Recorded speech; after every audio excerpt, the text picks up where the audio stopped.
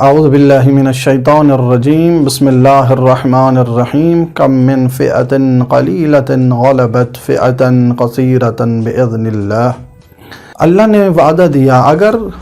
قلیل ہی تعداد کیوں نہ ہو لیکن حق پہ ہو تو میں کثیر تعداد پہ ان کو غالب کر دوں گا، ان کو فتح دوں گا، فتحا مبینہ، ایسی فتح جو ہر دور میں باطل کو بھی پتہ چلے گا اور حق کو بھی پتہ چلے گا جو یہ کیسی فتح ہے۔ ایسی فتح دیں گے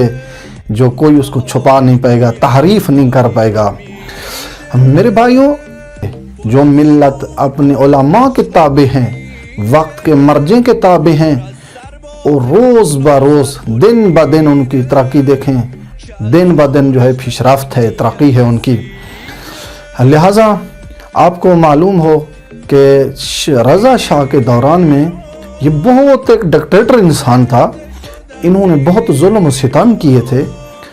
بہت ایسا ایک ظالم انسان تھا۔ کلن جو ہے جو دستور ہوا کرتا تھا ان کو امریکہ اور اسرائیل سے، یعنی یہ دارواقع ان کا آدمی تھا۔ حکومت درست ہے، ظاہری طور پر ایران کہلایا کرتی تھی لیکن دارواقع حکم ان کے ہوا کرتے تھے۔ یہ ایسا ظالم تھا، خواتین کے پردوں کو، چادروں کو چھین لیتا تھا۔ اگر کوئی مستور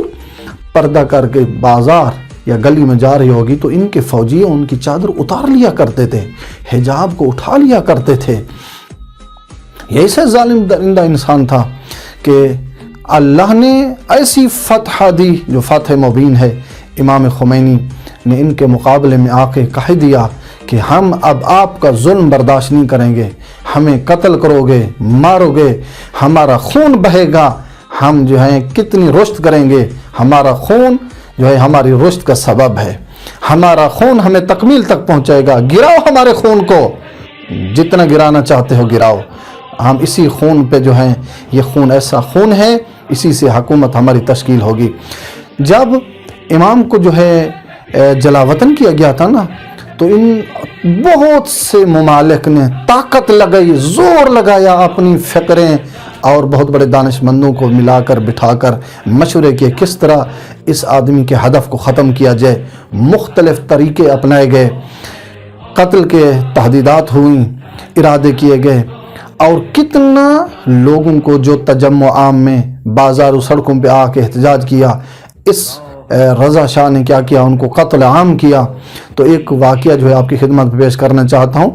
ایک جو ہے وہ انقلابی خاتون بتا رہی تھی، تو ان کا واقعہ میں پڑھ رہا تھا، کہا کہ اتنا ظالم تھے، یہ اتنا درندے تھے، اور جس کو گرفتار کیا کرتے تھے تو زندان میں لے آتے تھے، تو یہ کیا کرتے تھے، بہت عجیب، اور بعض کی آنکھیں نکالیا کرتے تھے، بعض کے ہاتھ کاٹ دیا کرتے تھے، بعض زندہ انسان کی جلد اتار دیتے تھے۔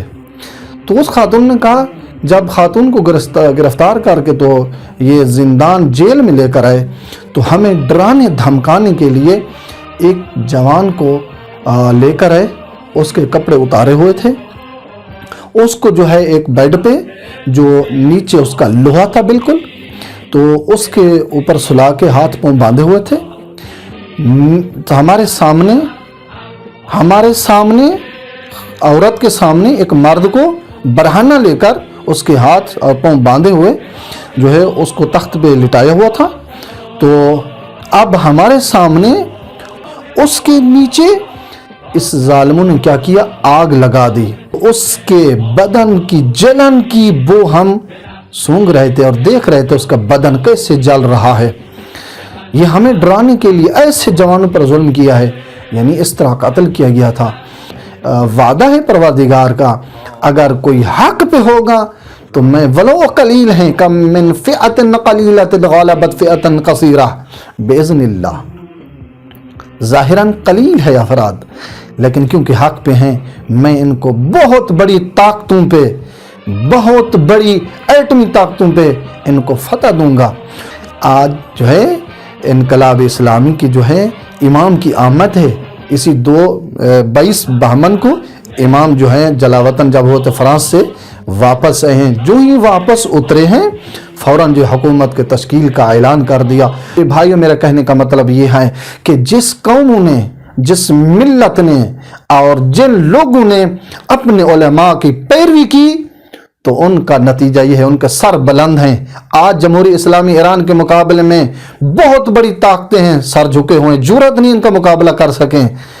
وقت کا جو ہے ابلیس امریکہ ہے، وقت کا ملعون جو ہے ابلیس اسرائیل ہے، اور اسی طرح کے آل سعود، اسی طرح اور ممالک جو ان دشمنوں کے ساتھ ملے ہوئے ہیں۔ آپ خود دیکھ سکتے ہیں، مشاہدہ کر سکتے ہیں، کسی کی مجال جو ایران انقلاب اسلامی کے سامنے جو ہے سر اٹھا کے بات کرے، یہ